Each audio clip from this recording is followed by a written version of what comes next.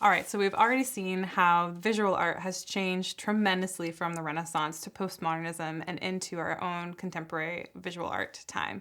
And now it's time to look at music and see how those same shifts and changes in thinking have affected compositions and musicians and everything sound that we're going to be listening to in the next few weeks. This week you're going to see some examples of work that might make you wonder, who was this work composed for? Are postmodern composers creating music for others or for entertainment, for enjoyment, or for themselves and their own curiosities? What is the reaction of the general population to some of the work that we're listening to? What's your own reaction to some of that work? Do you feel it's for you or not for you? How do you engage with or have difficulty engaging with the work? And what kinds of questions can you ask yourself to help you engage in that work?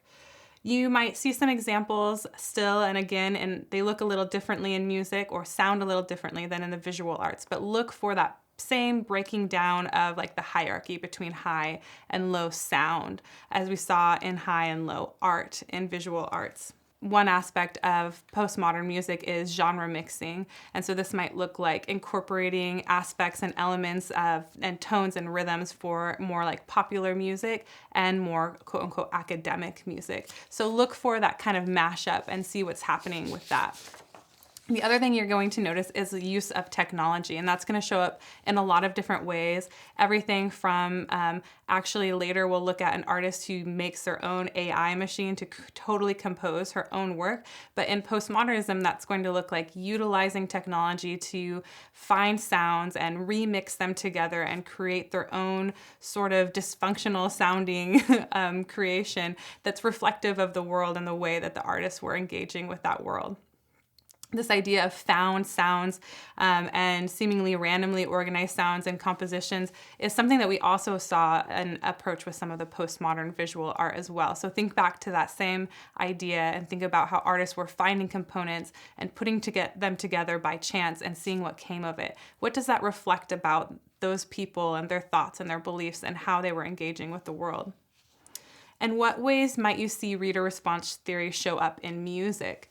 How are you determining part of the value or the meaning for a work? This especially, I think, is maybe noticeable in some of those more randomized sound bit compositions, because what kinds of relationships do you have with those specific found sounds that are being utilized? They might bring something really unique or a memory to mind that they wouldn't bring to mind somebody else, and that's because of your own own experiences. So consider that aspect as well, how the work gets personal because of who you are. Listen and try to identify and connect some of those old characteristic and fundamentals. Once again, just like with postmodern visual art, it can be difficult to find and navigate those formal qualities, but they're all still there. They just might be jumbled, or maybe one is focused on instead of thinking about balance. Artists are kind of exploiting one or the other. So look for these musicians how they're still using rhythm or tone or a variety of instruments, or how they're composing their work, and think about how those same components we looked at in Renaissance era music are still there, but they're showing up quite differently. Why is that? And how does that affect the music, and also how does that affect the way you engage with it as well? Also remember that looking back at those fundamental videos from before we got into the Renaissance era can still be super helpful, because we're still engaging with those fundamentals, even though we're engaging with them differently. Even though it feels like they might have been separated from the work entirely, they're still there, and they actually might be easier to pick out since they're so isolated. So look back to that, pull out your notes from there, and see what you can find in the postmodern music compositions.